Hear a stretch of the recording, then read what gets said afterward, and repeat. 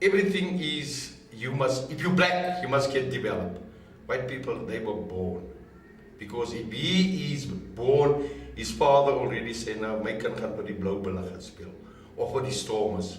But if you're black, and you come from Guguletu or whatever, now he's a developed player. If you played on the other side, you were taken more serious, and we were taken for granted, I would say, and I don't think people were that serious about our achievements also, and hence, you know, none of the expertise have really been tapped into. And from a knowledge point of view, I think we really had some brilliant people, and I mean, they're still out there, but nobody's just bothered to go to them. I mean, one can just take off the recent past. If you look at our past of our last Griquas teams over the last 20 years, perhaps the last couple of years prior to unification. I mean, we had one of our captains, Piet van Wyk. I mean, the gentleman is still around.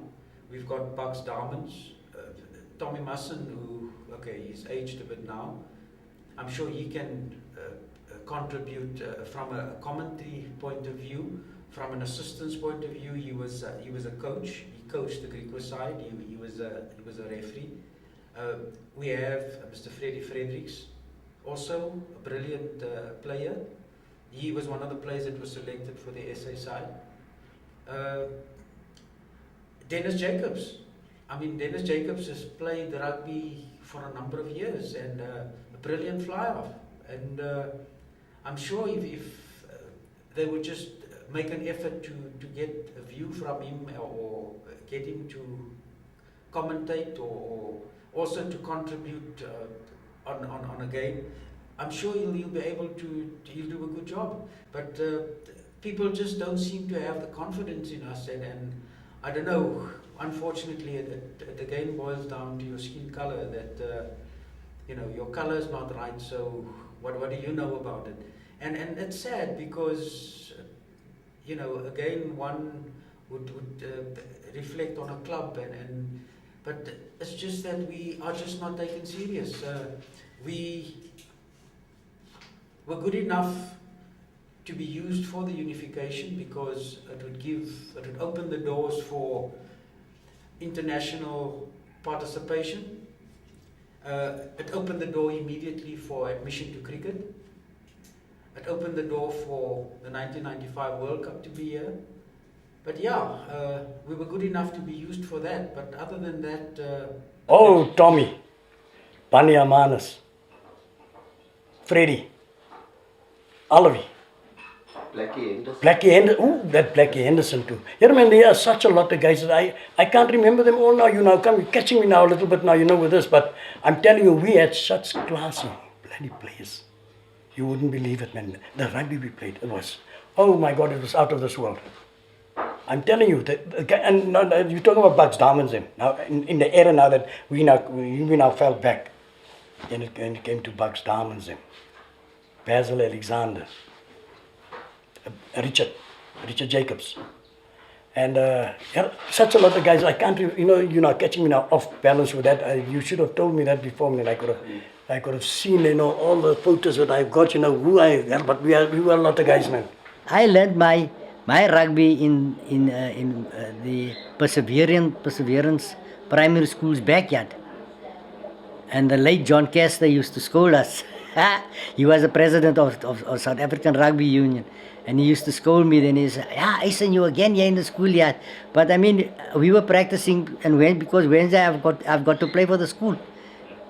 And I had very good coaches at the school also. My uncles encouraged me to play rugby. My one uncle said to me, you will never be a singer.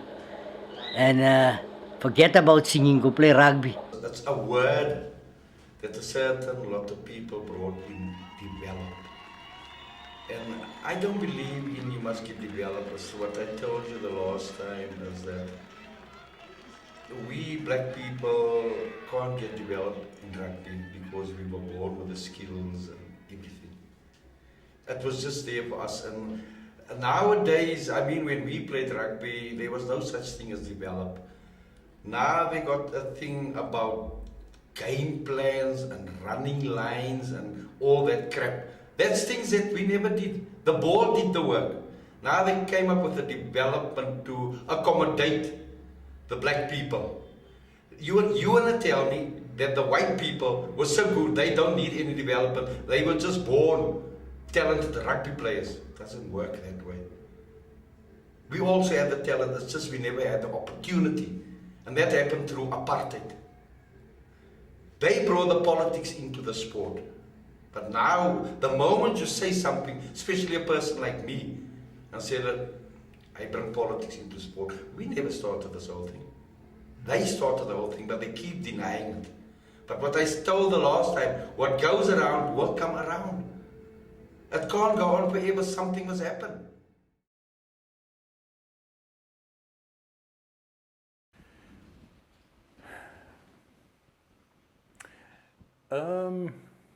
If I had to select one person, it would be difficult. But I will select him because I'd always heard about him, and I managed to finally meet him in 2006, and that would be Dennis Brutus. He's the one guy that stands out for me, probably as, to me, our greatest struggle hero. And there are many other names I could add. Lloyd Lowe, Frank van der Horst. I saw Mr. van der Horst once, and I heard him speak once at a hockey tournament in Kimberley. And I was hooked ever since on the Sakos mantra of no normal sport in an abnormal society, because people just don't get it. People don't understand what that means. But we are making an abnormal situation normal. The Springboks lined up to play Argentina 2 days. 2 days after Marikana. And they played, was it at Loftus or Ellis Park? And they sang the national anthems, and they went on to give Argentina in the rugby championship, and they went on to give Argentina a thorough beating in that match. There was no acknowledgement of what happened in Marikana, nothing. But a few weeks after that, they played Australia in Cape Town. And suddenly they wore black armbands and they observed a moment of silence because Corrie Sanders, former heavyweight champion of the world, boxer, he was killed in a botched robbery at a fast food restaurant. Tragic. But, you know, you wonder, why would they not observe the one moment and observe the other moment? Is it because those miners deserved what they got and Corrie didn't? Or has it got something to do with the color of the miners and the color of Corrie Sanders? These are questions that we need to ask of our national team. So there are many names that I can think of in terms of the people who stand out for me in the sports struggle. On the political side, I'm not even going to the guys who played like Adrian Bosopoulos, Marcus Bosopoulos, Grant Bosopoulos, Hughie Fredericks, Owen Fredericks, Mikey Leon, just from my side now, Ralph Honey, Edmund Julissa, Boy Barons, Roy Fredericks, Greg Bestenbeer, Brian Daniels. I'll sit here a whole day just reeling off names. You know.